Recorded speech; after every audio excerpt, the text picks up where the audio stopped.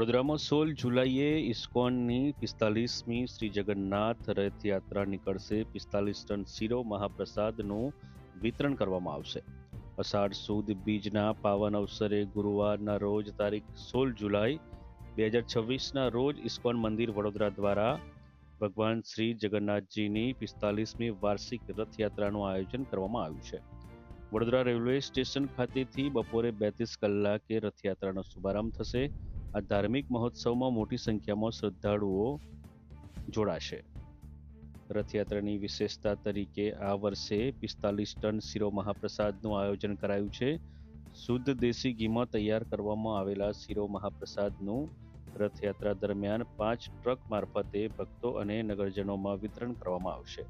ઉપરાંત ઇસ્કોન મંદિર વડોદરા ખાતે સાંજે 35 કલાકેથી રાત્રે 9 વાગ્યા સુધી ભંડારાનું મહાપ્રસાદનું આયોજન કરવામાં આવ્યું છે. વડોદરાની જગન્નાથ રથયાત્રા શહેરના મહત્વના ધાર્મિક આયોજનોમાં સ્થાન ધરાવે છે, ત્યારે દર વર્ષે હજારો ભક્તો અને નગરજનો ઉત્સાહભેર આ રથયાત્રામાં ભાગ લે છે. જગન્નાથપુરીની પરંપરા મુજબ ભગવાન શ્રી જગન્નાથના રથ આગળ પાહિંદા વિધિ કરવામાં આવે છે. વડોદરામાં પણ આ પરંપરા મુજબ મેયર ગીતાબેન મકવાણા સહિતના મહાનુભાવો દ્વારા રથયાત્રાના પ્રારંભ પહેલા આ વિધિ કરવામાં આવશે.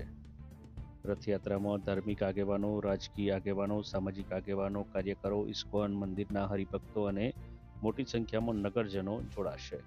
વડોદરાના રેલવે સ્ટેશનથી શરૂ થયેલી આ રથયાત્રા સયાજીબાગ, કાલાઘોડા, સલાટવાડા નાકા અને કોઠી કચેરી, રાવપુરા મુખ્ય માર્ગ, જુબિલી બાગ, પદ્માવતી શોપિંગ સેન્ટર, સુરસાગર, દાંડિયા બજાર, ખંડેરાવ માર્કેટ, લાલકોટ, મદન જાપા રોડ, કેવડા બાગ થઈને પોલો ગ્રાઉન્ડ સામે આવેલી બરોડા હાઈસ્કૂલ ખાતે પૂર્ણ થશે. સાંસ્કૃતિક નગરી, ધર્મનગરી અને ઉત્સવપ્રિય નગરી આ વખતે 45મી રથયાત્રા ઇસ્કોન મંદિરના જે બાબુદાસ નિત્યાનંદજી અને બાસુગોરજીના માર્ગદર્શનમાં થવા જઈ રહી છે. 16મી તારીખે બપોરે 2:30 વાગે વડોદરા રેલવે સ્ટેશનથી આ રથયાત્રાનું ગીતાબેન મકવાણા જેઓ આપણા વડોદરા મહાનગરપાલિકાના મેયરશ્રી છે, એમની પહેલ વિધિ દ્વારા શરૂઆત કરવામાં આવશે. ત્યારબાદ જેનો પરંપરાગત રૂટ છે એ રૂટ ઉપર આખી રથયાત્રા આવવાની છે.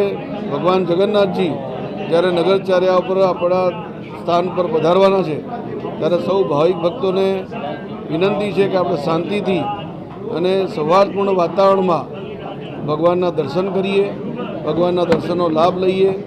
પ્રસાદની પણ વ્યવસ્થા ઇસ્કોન મંદિર તરફથી રાખવામાં આવી છે.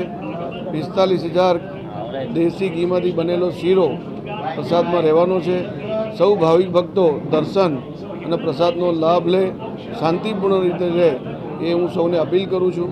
અને ભગવાન જગન્નાથજીની આ 45મી રથયાત્રા શાંતિપૂર્ણ અને સુખી સંપન્ન રીતે થાય એ પ્રકારની ભગવાન જગન્નાથજીના ચરણોમાં પ્રાર્થના કરું છું. ધન્યવાદ.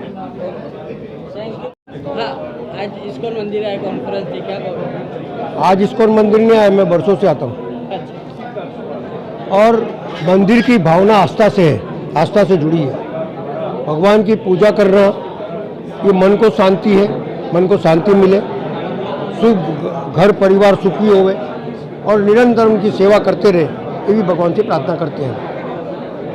प्रेस कॉन्फ्रेंस ये बड़ौदा शहर के नगरजनों को बताना ये रथ यात्रा इतने टाइम पर निकलेगी, उसके अंदर आप लोग जुड़ो, भगवान का आशीर्वाद लो और सब एकता की डोरे में बन जाओ और शहर की प्रगति होवे, शहर के तमाम लोग सुखी और संपन्न होवे, ऐसी भगवान से प्रार्थना.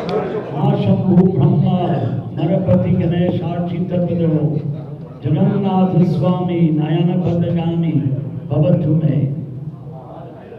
तो मारो गुजराती એટલું સરસ નથી, પણ પ્રયત્ન કરીશું.